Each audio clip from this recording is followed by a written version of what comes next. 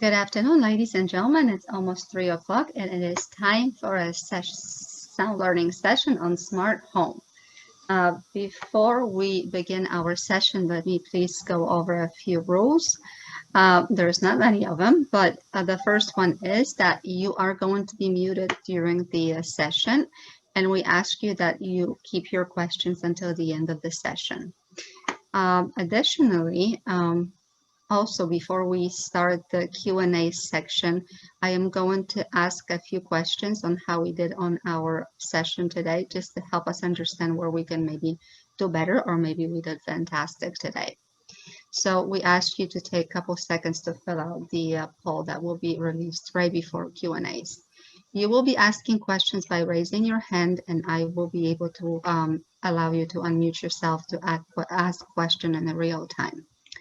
But at this point, we would love to welcome our returning speaker, Mr. Ken Selger, whom I have the privilege to call the walking encyclopedia. And today, he will be discussing the subject of a smart home and how many devices do we have that we're relying upon on a daily basis that make us smart, or maybe our home is smarter than us. Well, let's find out, Mr. Selger. Welcome to Smart Home from the Sound. This is Sound Learning Smart Home, and my name is Ken Selger. I'll be your facilitator for this session. So let's begin. So what is a smart home?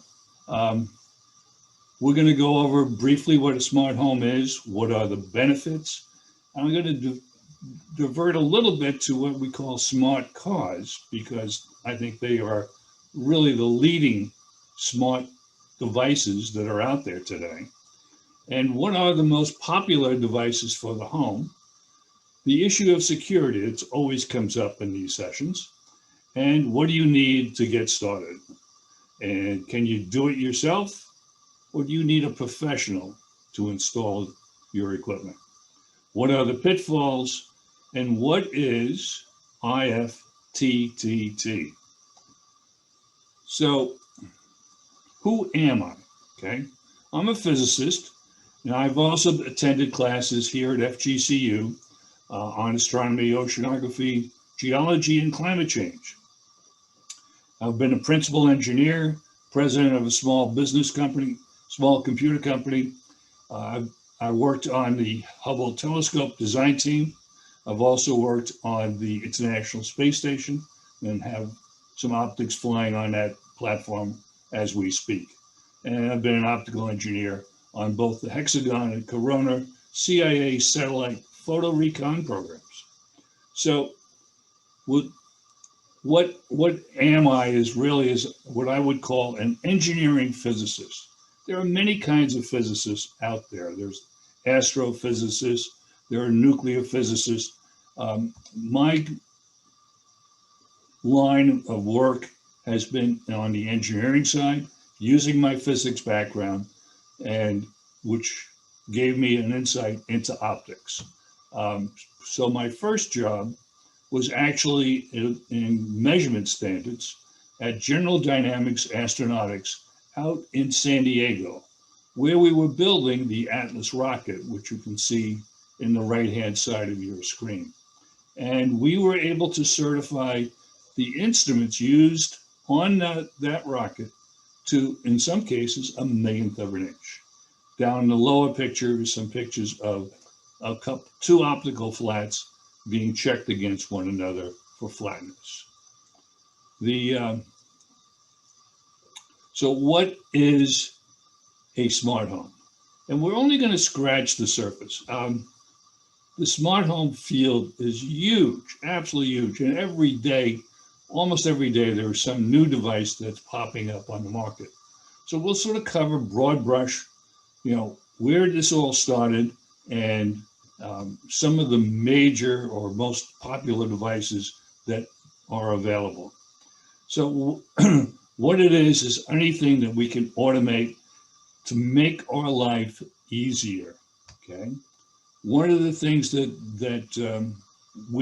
I did for a house I owned up north was we had it's set up so that the outside lights would come on at dark and then automatically go off at a set time. We chose 11 p.m. That was long before the internet was around. So these things have been around for quite some time. Timers in general, water timers, whatever you'd like, they've been around for many years. There was a thing called smart plugs, which are called X10s. They're still around. They were back prior to the internet. And then setback thermostats were also early smart home devices. Here you could set the temperature so that it would accommodate the way you live. So the temperatures would drop at night and then come up warm during the day, drop if you left for work again, and all in an effort to keep you comfortable and saving money at the same time. When the internet came along, it allowed most of these devices to go remote access. Alexa was the first really big hit. And the people that keep track of the internet traffic are predicting that it's this device-to-device communications will become our single biggest internet traffic of all the bandwidths that we're using.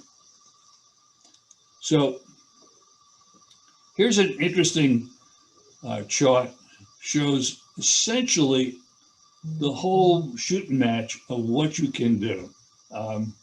Up on the top, they've got a coffee maker, a toaster, a range, refrigerator, washing machine, a vacuum cleaner, and a heating system, all controlled remotely. And then in the center part are the control systems, which are, in this case, they're pointing out a laptop, a phone, and some other device in the center there, which we'll talk about briefly. And then they also show you that it can be Wi-Fi, and it also ties into your entertainment system. As we move down in the ladder, we've got smart lamps, we've got remote control devices to control everything we want to control. We can control energy coming in by our photocells. We can have security systems, smart locks. So all of the entire gamut of devices is shown in this one view graph, and it doesn't even scratch the surface. So what are the benefits? The benefits are to make life easier. If it saves time, money, or effort, then that's one of the main things we're looking for. Home protection is a major portion of this thing. We can have entry detection where windows and doors have sensors and can detect when they are opened or closed and whether they are open or closed. There are temperature sensors for both hot and cold. So if it's too hot, the air conditioner may not have kicked in. If it's too cold, the furnace hasn't kicked in when you're up north and you need to keep it warm in order to protect your house. There are water detection devices now. And there's even glass breakage, which listens for the sound of glass being broken. And of course, we have entertainment, music that we listen to via these devices. And one of the things that comes out of this is childcare. Alexa can be used to keep a young child amused. The child can ask Alexa all sorts of questions, and Alexa can politely provide answers. So, smart cars. You may be surprised to learn that back in the 1949 Oldsmobile was the first inkling of what was to come. They had built in a headlight dimmer for oncoming cars. And down in the lower right, you can see a photograph of the device mounted on the dashboard of a 1949 Olds. Now, these are no longer like your father's Oldsmobile. everything can be automated, or very nearly everything. We have automatic windshield wipers, automatic headlights, which go on at dark, and also control or go high beam or low beam for oncoming cars. We have memory seats, which not only control the memories of the seat position, the side mirrors are controlled, radio settings are controlled. We have garage door openers built into the cars, and my particular car has 3 garage door openers built in. There's voice control, and you can voice control a number of things, especially on the radio. We have Bluetooth phones, where your phone can be connected via Bluetooth to your system. We have nav systems, which can help us navigate ourselves to destinations. Continuing this, you can receive and send SMS text messages. Now, most people may not find it surprising to receive text messages, but most people would be really surprised to realize that in some cars, you can actually send text messages without violating safety. In my car, I have 10 pre-recorded text messages, and I simply just say, send message number 4. And if I know what that message is, it would go off to the recipient. Most cars have now backup cameras and collision avoidance. If we're about to back into a pole, it will warn us that we're about to do that. Tire pressure is now remotely sensed and shows up on your dashboard. My car also has what we call an easy entry driver's seat. When I shut the car off, the seat moves back quite far to make it easier to exit the car. There is a system out there called Follow That Car. What it does is when you're on a highway going along for extended periods of time, you can set it up so that it will follow the car in front. If the car in front speeds up or moves to a different lane, your car follows. We all now have cruise control, and that's been around for many years, and it's getting even smarter these days. We have parking assist, from simply the mirrors, the side mirrors, looking down at the curb so you can see where the curb is, to fully automated adjusting or backing the car into a spot. And we have tailgates that can be opened or closed on a button. And more is still coming. So the driver assistance is the big area where we're looking for new items. This year, there are 17 systems from 23 automakers, and they are doing things like lane keeping assistance and adaptive cruise control, which is what I was just talking about. And there are driver alert systems which monitor how alert you are behind the wheel.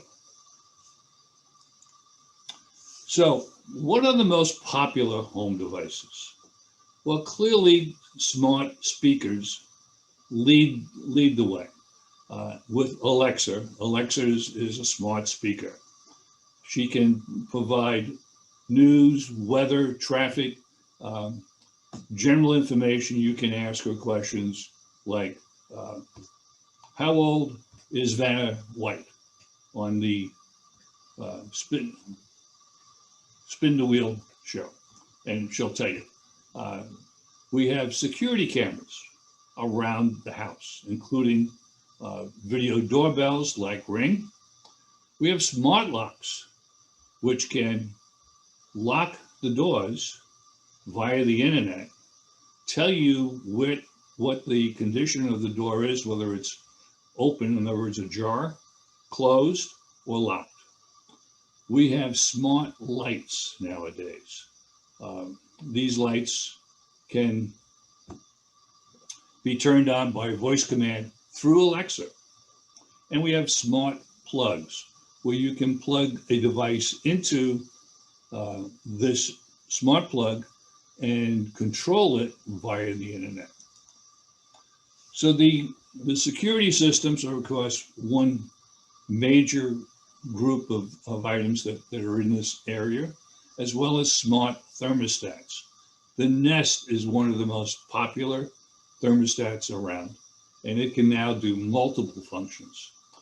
The robotic vacuum cleaners are taking a major step forward and providing services like that.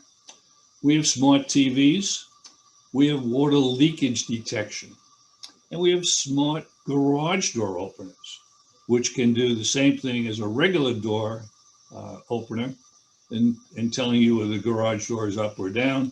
And there's one out there with a video camera in it, so you can see who's in the garage. So going to the smart speakers, they're much more than just speakers. They are actually control centers. They provide means of connecting other devices, but they do provide weather, news, and music. And as I said, they are the system controller, and they can be tied into other devices.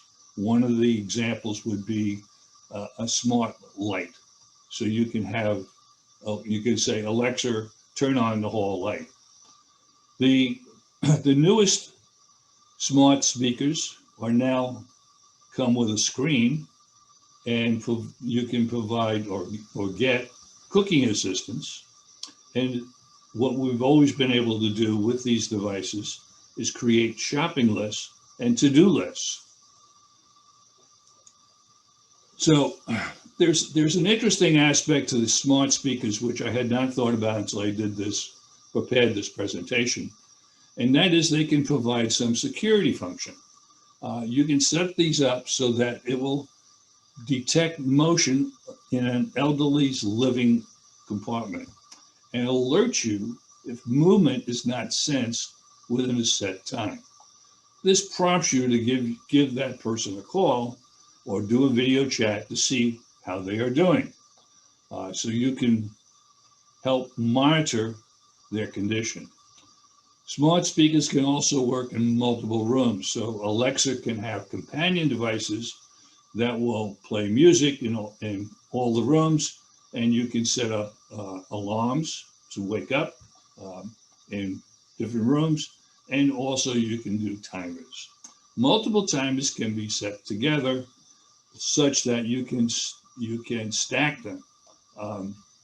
For example, if you're cooking and you want to cook some broccoli, you might set one timer for 5 minutes, and then you might be on some other thing like a grill, you might be timing the cooking of the steak.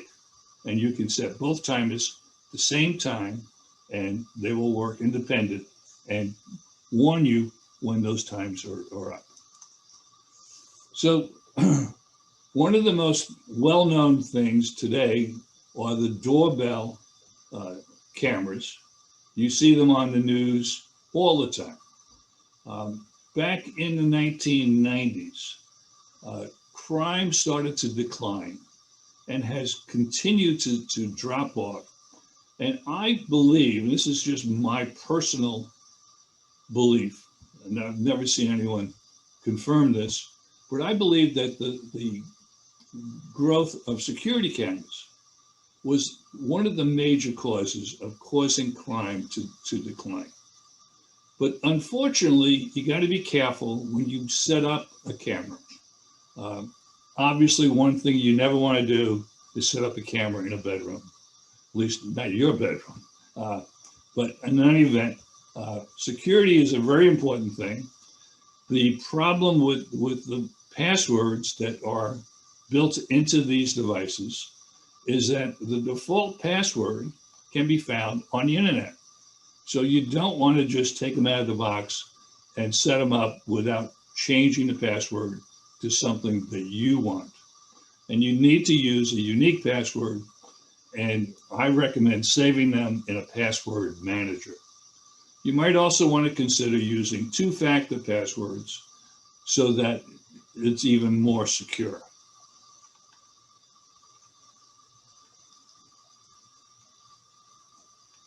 we are suddenly out of sync here. Wrong way.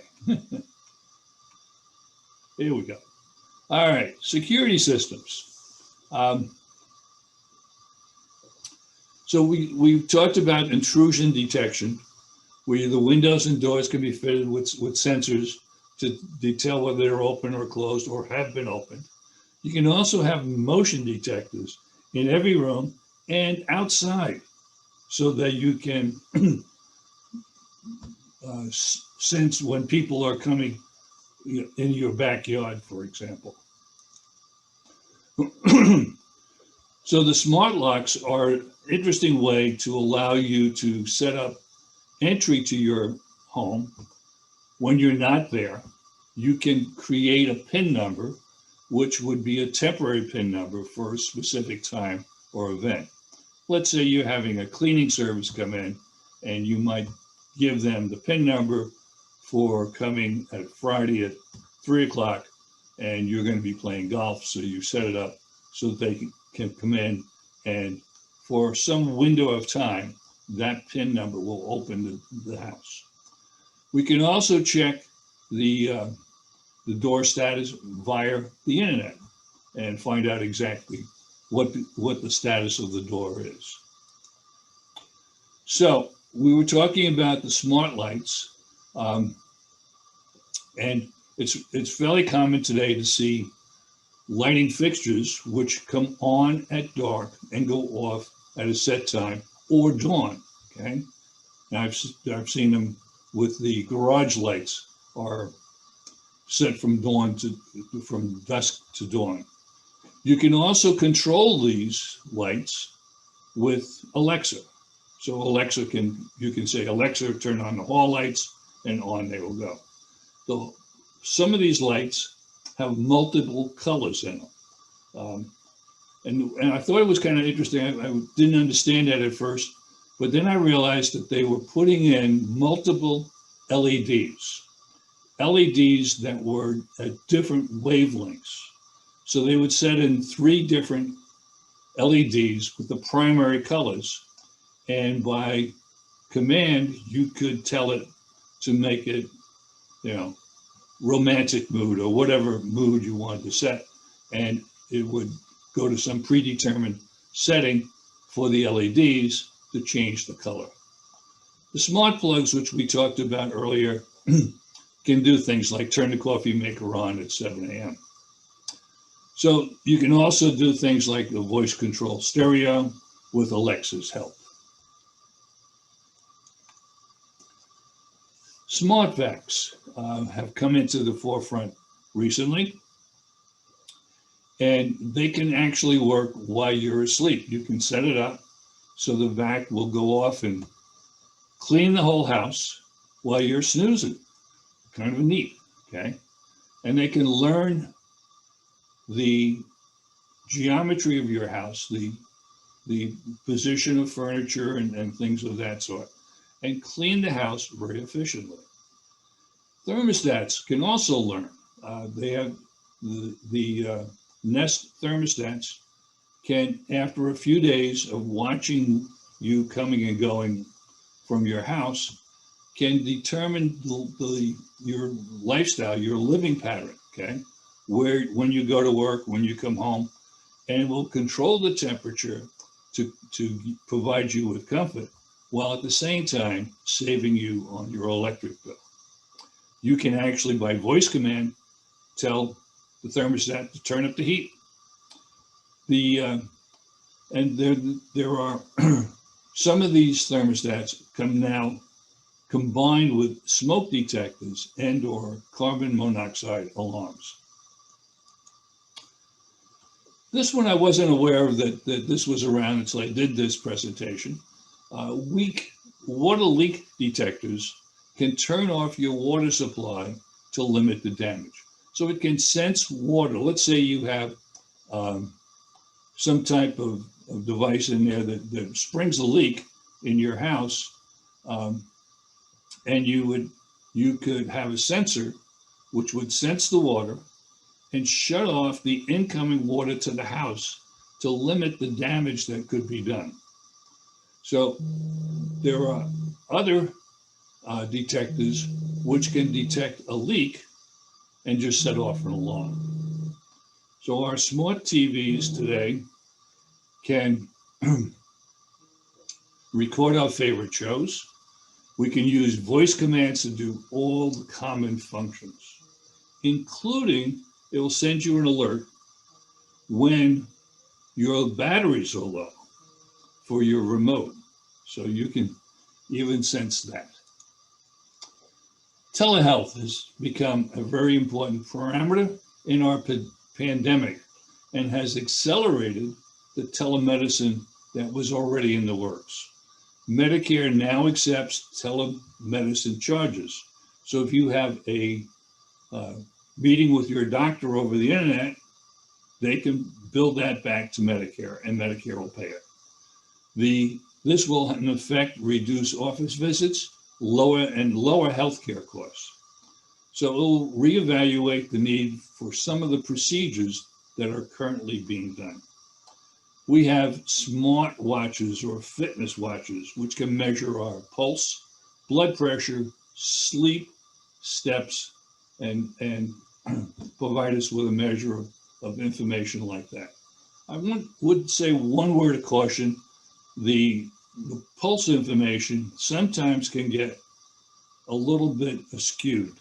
I know one case when a person got an indication on their watch that their pulse was 200 beats per minute and rushed to the hospital, and the diagnosis was get a new watch. So you have to be a little bit careful. But now they can have diabetes sensors as well as EKG sensors. Now, this is a new one to me as well, smart bed. There is now a revolution going on in the bedroom. So the new smart beds can help you sleep better, and they can keep track of your sleep characteristics, like how long did you sleep and how restful was it? And in addition to that, they can monitor your heart rate and other parameters. On the right, you see a graphic, which is a screenshot from my phone showing a sleep session I had a few days ago. In the middle of the screen, you see the green session is when I was restfully sleeping. The red indicates when I get up out of bed in the middle of the night. The orange indicates when I was restless. And there's a small gray piece in the front, which showed the time it took me to fall asleep. And as I said, it provides a measure of how well you slept, and it has a parameter to provide that. So, fitness. Now, Department of Health and Human Services, the American Heart Association, and the Center for Disease Control all recommend that people do 150 minutes of moderate or 75 minutes of vigorous aerobic exercise per week for good health. Well, these terms are not just sort of casual. They do have very, very specific meanings. For example, moderate exercise is considered to be 60 to 70% of your maximum heart rate, while vigorous is considered to be 70 to 80% of your maximum heart rate. So what is your maximum heart rate? Well, the way it's most often calculated is it's 220 minus your age. So for a 70-year-old who would have 150 beats per minute maximum heart rate, and his moderate range is 90 to 105 beats per minute, and the vigorous is 105 to 120. So it seems like that's pretty very specific, but how do you keep track of that? Well, there are really very interesting ways to do that. So you would like to know if you're getting enough exercise and is the right kind. Polar makes a chest strap that monitors your heart rate. And this is a very accurate device, much more so than a watch. And it communicates to your smartphone and sends the information to your smartphone. And I have a screenshot of a session I had a few weeks ago, and it shows my heart rate in the graph in the bottom. The red line is my heart rate, and I was exercising on a elliptical for 10 minutes, got off, and then went to a treadmill for another 10 minutes. And so that's why you see that little blip in the middle at the 10-minute mark. The bands going up are the different bands that we were talking about, the moderate and vigorous exercises. And down in the bottom is the actual bar graph showing how much time I spent in each zone. So you can keep track of that in a very, very precise manner and know whether you've achieved your appropriate amount of exercise for the week. What's not so common today is swimming pool heaters. There are a few of them around Pelican Sound, but what we've discovered was that they're using somewhat older Wi-Fi technology and do not work very well with our Comcast modem routers. And what's recommended is a third-party solution, a network extender, power network, and there's a couple of more that we've come up with. So if you know anybody that has this and is struggling with it, you might want to have them contact Travis or the CIT committee, and they'll be able to help them out. One of the other things that are available is remote meat thermometers for your grill or for your oven. Oven ones are fairly common. The grill ones, there are a couple out there. Weber has one, and I love the way it was conceived, but I was frustrated with the way the battery functioned. It was very, very difficult to tell whether you had it on or off. And often it was on, and when the next time you went to use it, the battery was dead. So I found another one which I've replaced it with, which seems to work much better.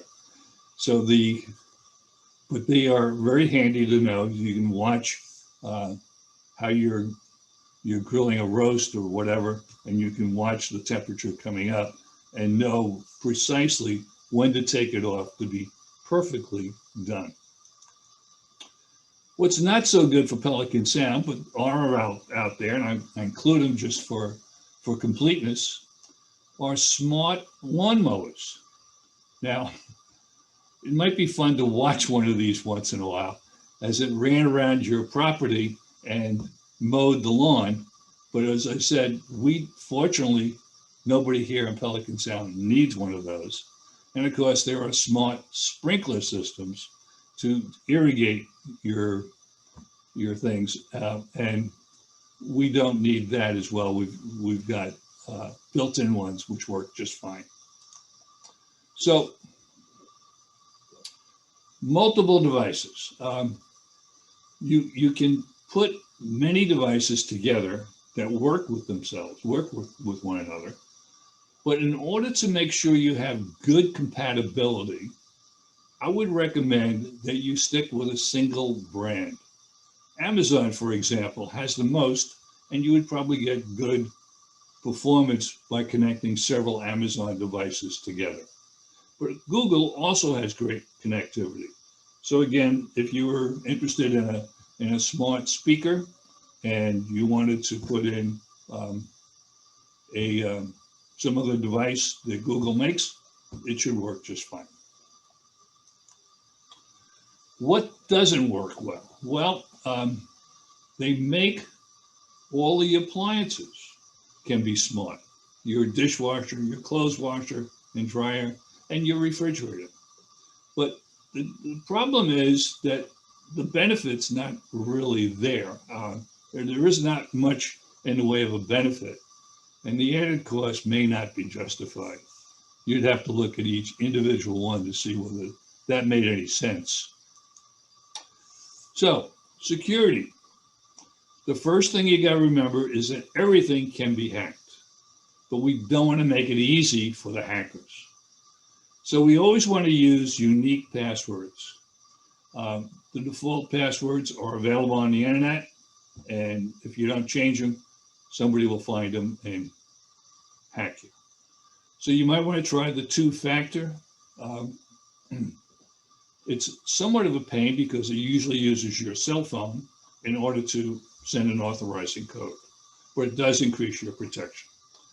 The other way that you can help make sure you are secure in some of these devices is with either a guest network or a secondary network.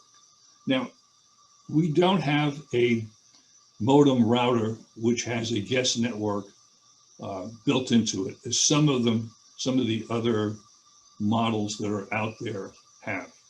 But we certainly could set up what we call a secondary network.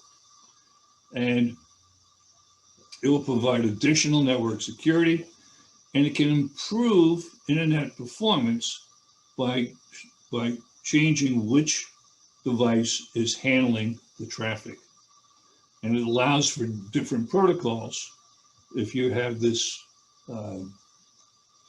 problem with the swimming pool heater, that might be a solution as well. So how does that work? Well, here's a diagram just to give you an idea or concept. You have your main network, which would be the main router that we have from Comcast. And then attached to that would be a secondary router, which in my case, when we got our new fiber optics router, I simply connected my old router into the new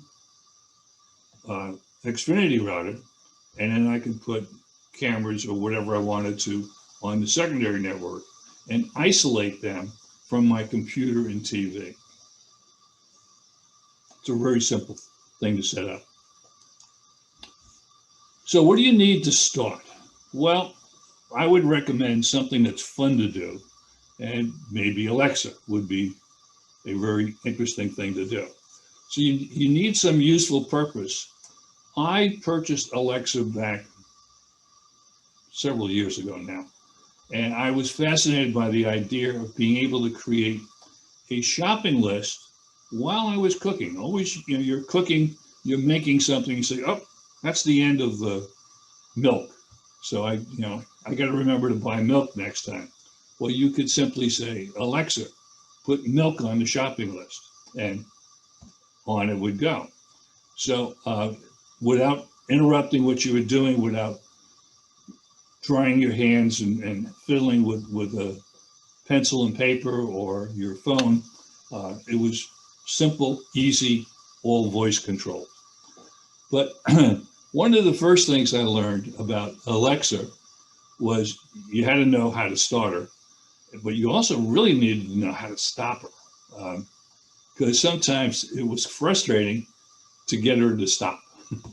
You might have her play some music. Let's say you had a Beatles song you wanted to hear, and you could say, tell Alexa to play some song. And it wasn't clear when the first time we did that, how you told Alexa, stop playing it. And it turns out you have to say, Alexa, cancel. And that stopped it. But meanwhile, we were frustrated trying to get her to stop it. So I recommend doing that and experiment, see what you can and can't do with Alexa. So we're moving right along here, and I'm going to tell people that we're probably 4 or 5, maybe 6 slides away from the end, and you might want to be thinking about your questions that you're going to ask at the end. But we're going to keep on going here, and so the way these devices are set up or designed is they are designed for non-technical do-it-yourself. You don't have to be a genius, you just have to follow the instructions, and you can generally get them to work. But be careful following the security instructions. Make sure that they are carefully followed especially for cameras. Professional help may be needed if it's a complex install. We have multiple devices talking to one another. So what are the pitfalls? Well, the first one, of course, is security, security, and security. We've covered that in detail. I'm just emphasizing it. So we want to understand how to disable the device. You might be in a situation where you don't want Alexa listening to what's going on, and you should learn how to turn her off. So one of the things that are out there, a lot of people have webcams, and they are now being shipped with a lens cap. This is simply a plug or a little hinged plate that goes over the lens so it can't see what you don't want it to see. So I recommend that you use these lens caps and close them when you're not actively using them for a webinar or a Zoom meeting. Duct tape can work very nicely with the laptop cameras. Laptops have built-in cameras, and it's surprisingly easy for a hacker to turn those cameras on when you don't expect them. I would recommend using the top brands so that you get the most working together, but most work together, but not all of them. Avoid the older technology. The pool heater that we've been talking about used 802.11b as a protocol. That was the very first wireless protocol ever came out, and most people no longer use that protocol. So there's a place out there called If This Then That. It is usually run by subscription, and it's a way of programming much more complicated tasks into these devices. So you can set it up so that things like it will set the alarm to go off at a particular time, turn on the lights, report the weather, and start the coffee. And for that kind of a thing, you might really need to do programming. And there's where you might need professional help. So I want to bring up the fact that some of the information I presented here came out of a recent Consumer Reports, in fact, it was January 2021, about the different smart devices that are available. And you might want to get a copy of that if you're interested in putting more smart devices in your home. I'm sure most of you already have some. So it's an interesting article. It contains a lot of good information. This is the end of the presentation. So we're about ready to go into the Q&A. Olga, if you are there. Yes, I am. As promised, I'm going to be launching the poll questions, so go ahead and reply. We also have one question that was came through Q&As. With secondary network, is there any downside to having too many Wi-Fi signals in a home? Good question. Actually, no, it's actually beneficial because you're splitting it up between multiple devices. What happens is when you have multiple devices using one router, they all have to share the same bandwidth. When you have two routers, you can split that into two different networks. And so let's take an example. Let's say you have 5 devices, and they're all hooked up to your primary router. They would have to share. 1/5 of the bandwidth would go to each device in general.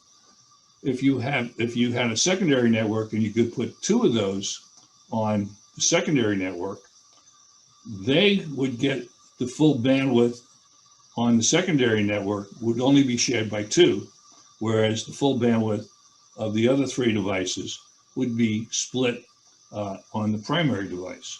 So it actually is beneficial. It would give you more bandwidth if you are running out of bandwidth. It's relatively rare that that happens, but it does give you more bandwidth. Thank you. Next question.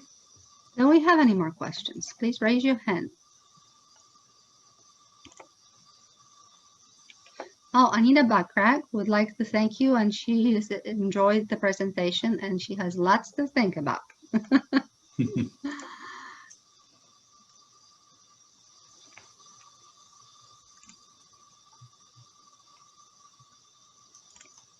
There's one raised hand. Mr. Venosa, go ahead and unmute yourself. Hi, Ken. This is Al. Hi. There's been a lot of controversy and discussion about Alexa, even when it's off listening to you at your home. Is there any truth to that? Yes, there is. And recently, Amazon came out with a policy explaining how much information Alexa collects and how long it will keep that information. And it gives the owner the ability to go in and control how much is stored and how much is not stored. So, you know, anybody who has Alexa might want to look at that and consider the you know, impact on their lives with that kind of a situation. But it's available on Amazon. It's in the settings for Alexa. Thank you. Any more questions? Alexa listening in.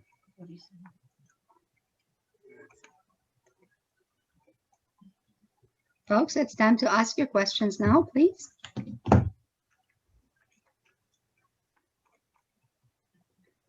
Mr. Brian Connor, please go ahead and unmute yourself. Hi, I was the guy that asked the question about the secondary networks because I've been Yes. having areas with dead spots in my house, and I actually do have them. And I recently added something called a mesh network to my system, which seems to be working much better for me. Do you have any thoughts on mesh networks?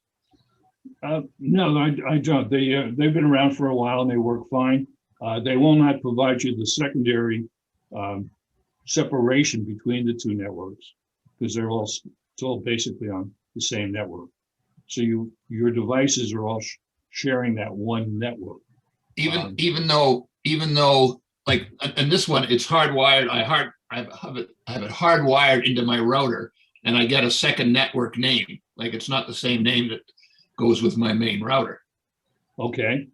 In that case, it does sound like it has been split off. So in that case, I would think it would be. Yeah, okay, that's what I thought. Okay, thank you very much. Excellent presentation. All right, thank you. Anyone else?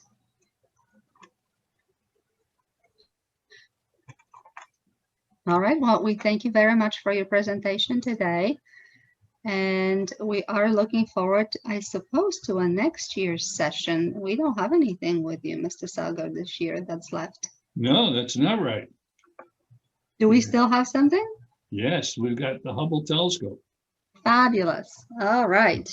I know it's near the end of March. The third I or see. fourth I week think of it may March. be the very last one. Yeah. Well, thank you again for joining us today, and thank you for your presentation, Mr. Selden. And we are all going to see you next time Okay. at the Thank you. next Sound Learning session. Thank you again. Right, thank you.